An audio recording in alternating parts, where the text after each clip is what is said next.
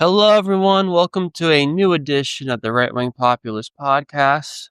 I am the Right Wing Populist. So, on today's podcast, I want to break down some of the conspiracy theories regarding the Trump administration. You're seeing a lot of people on the far right who believe that the Trump administration is compromised and thinks that the deep state is now controlling Trump and his entire administration. I'm hearing this from people like Nick Fuentes to some degree, who thinks the administration is compromised. I remember when Elon Musk, I hate to bring this up, but when Elon Musk tweeted out that Trump was on the Epstein list, Nick Fuentes was very quick to tweet out that he 100% believed what Musk was saying, and it explained why Trump didn't campaign much on releasing the Epstein files, implying basically that Trump knew that would expose himself if he released the Epstein files. That's our great warrior, Nick Fuentes, what an idiot.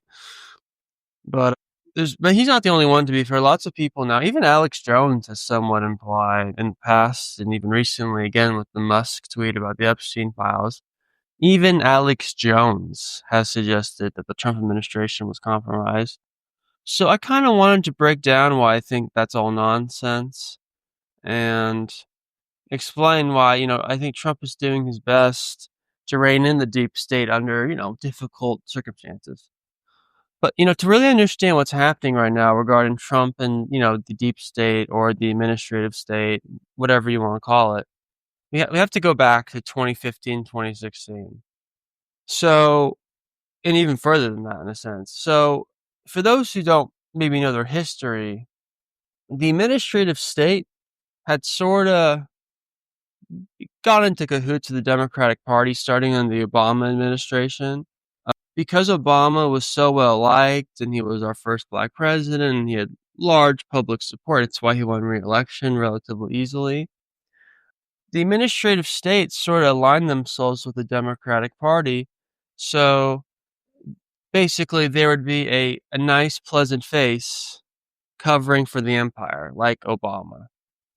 And that's why you saw a lot of the neocons, even before Trump, again during the Obama era, sort of become Democrats and become part of the Obama administration.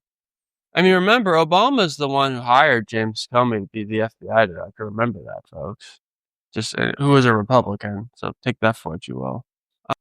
But remember, Obama campaigned on ending wars, and he didn't. He didn't end any wars. In fact, we got into more foreign conflicts when Obama was president. A lot of this Syria bombing started under Obama. I mean, he was a fraud. So during that time, around 2015 is when Trump comes on the scene. And he starts, using anti-war rhetoric. And the administrative state doesn't like this. And and of course, like most people, Trump wasn't taken seriously by the administrative state at the beginning. But as Trump started to win primary after primary after primary in 2016, the administrative state starts to get a little uneasy because Trump is no ordinary politician. And he's not taking all this big donor money, and he can't be controlled like these other politicians from the past. And that's when the whole Russia investigation got started. And it got started by that there were people associated with the Trump campaign who were also working for the U.S. government as informants, part-time basically. And, they had a relationship with the CIA, and they would talk to foreign governments, and then they would report that information to the U.S. government. That was their job. Well, the Obama administration weaponized that fact, the fact that there were people in the Trump administration who were talking to foreign governments, including Russia. They used that fact to get a FISA warrant on the Trump campaign so they could spy on the Trump campaign using the fact that there were Trump officials like Carter Page who were talking to foreign governments like Russia. But to get those FISA warrants, they had to leave out the fact that those individuals like Carter Page that were talking to the Russians, that they were working for the CIA as informants. The Obama administration left that out on purpose. That's the only way that they got these FISA warrants. So they lied to the FISA court, and that's how they were able to spy on the Trump campaign during the 2016 election. Okay. And they did that because they didn't trust Trump. Famously, FBI officials like Peter Strzok and Lisa Page, during the Mueller investigation, it was revealed that during the 2016 campaign, the person who was leading the Trump investigation at the time, before Trump won, Peter Strzok, said that we were going to stop Trump from winning. This is the guy who was leading the investigation. And then obviously Trump ultimately won. And then we got the Russia investigation with Mueller after Trump fired the corrupt FBI director, James Comey. And, ultimately Trump was able to beat the Mueller investigation. But I bring this all up to say that the administrative state, the deep state's been at war with Trump pretty much since the beginning, because they've looked at Trump as an existential threat, because most corrupt systems are very hostile to populists, because populists try to do what's best for the common man and woman, not what's best for the elite or the administrative state. I mean, and Trump's been the most populist president we've had probably since Andrew Jackson, maybe even more populist. I mean, these libtards and even some right-wingers who claim Trump's not a populist, it's ridiculous. He is a populist. So I just wanted to give you all that background. Now let's go to present day. And a lot of people are starting to get concerned about maybe Trump's actually working with the deep state now, in part because of what his FBI director and deputy FBI director have been saying. Kash Patel and Dan Bongino, they've been going around saying that Epstein did kill himself. There's no conspiracy. In fact, Kash Patel even doubled down on this on his recent appearance on the Joe Rogan podcast, which I will play a clip for right now. Do you think, let's play out the logical conclusion of this. Do you think that myself, Bongino, and others would participate in hiding information about Epstein's grotesque activities? Or do you think we would also participate in not prosecuting people we had evidence to prosecute people on?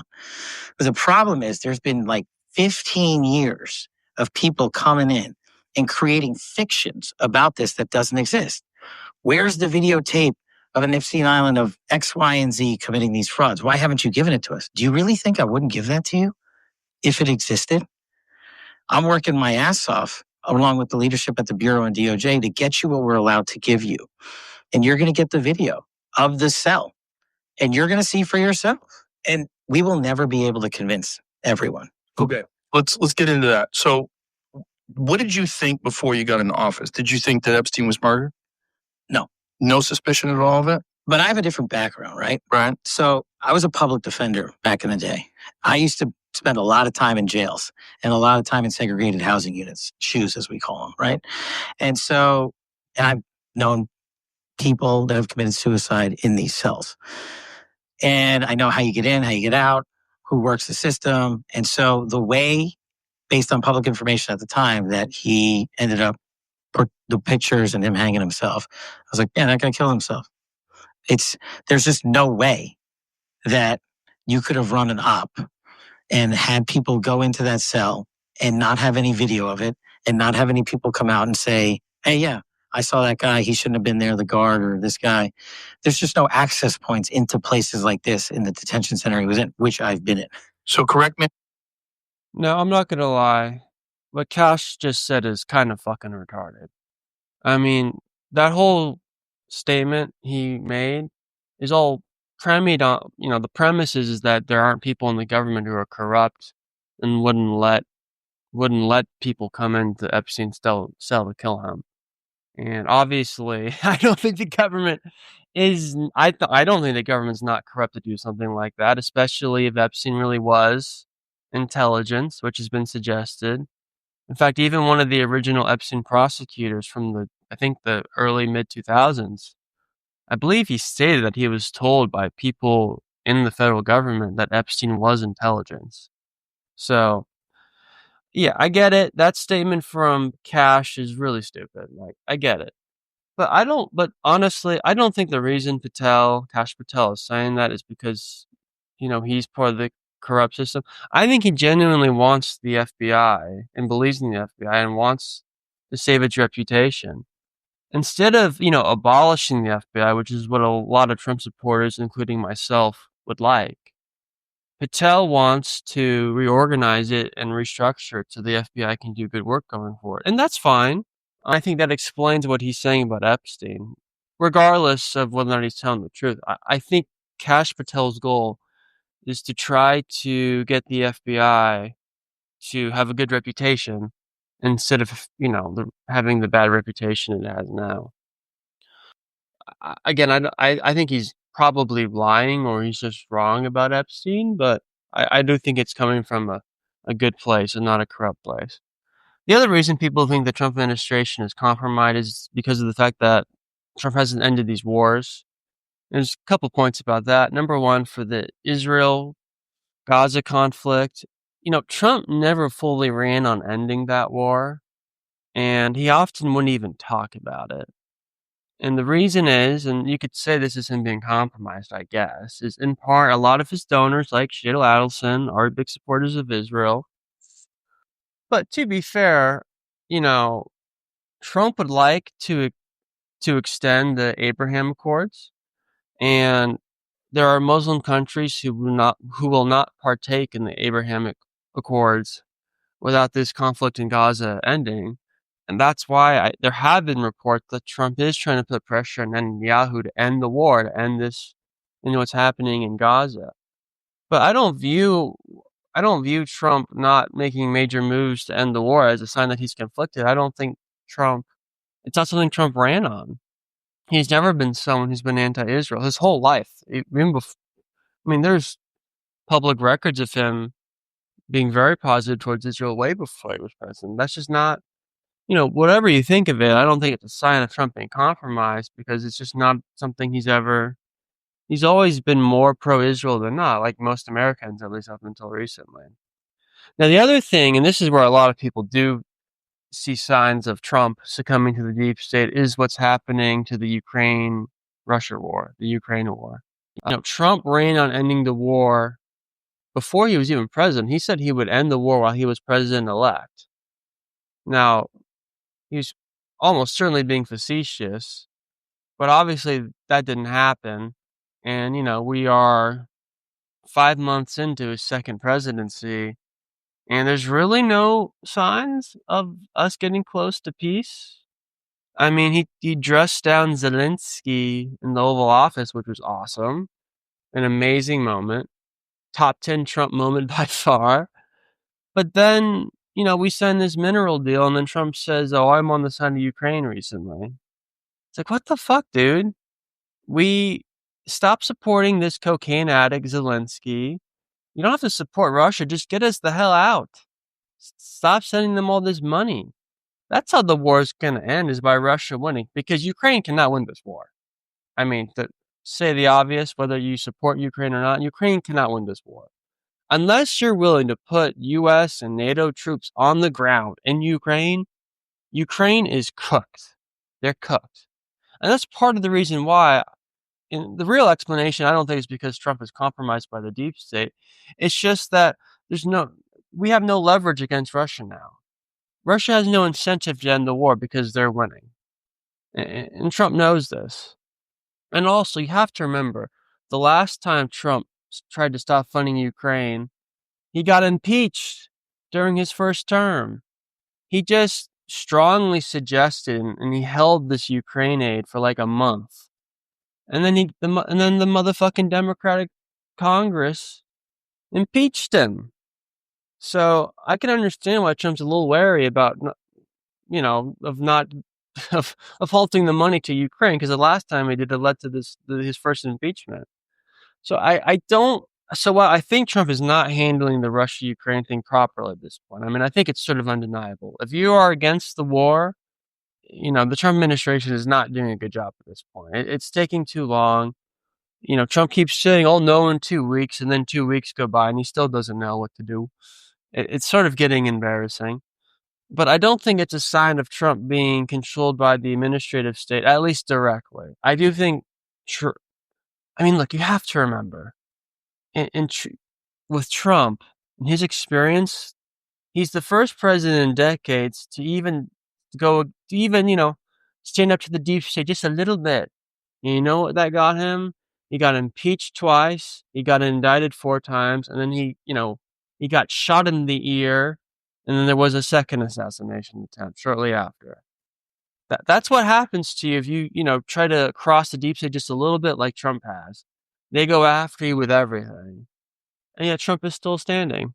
So I don't think some of the weaknesses in the administration is a sign that Trump is secretly being controlled by the deep state. What I do think it's a sign that Trump recognizes the power of the deep state, and he's trying to do his best to maneuver it as well as possible without compromising his administration and his own well-being, really. So, anyway. All right, that's the episode for today. Please subscribe. You can subscribe on YouTube, subscribe on all the podcast platforms like Spotify, Apple Podcasts. Subscribe to the website. We have content every day on the website. There's even a paid option if you want to support the independent content. All right, thanks for listening, guys. You have a good rest of your day. Bye-bye.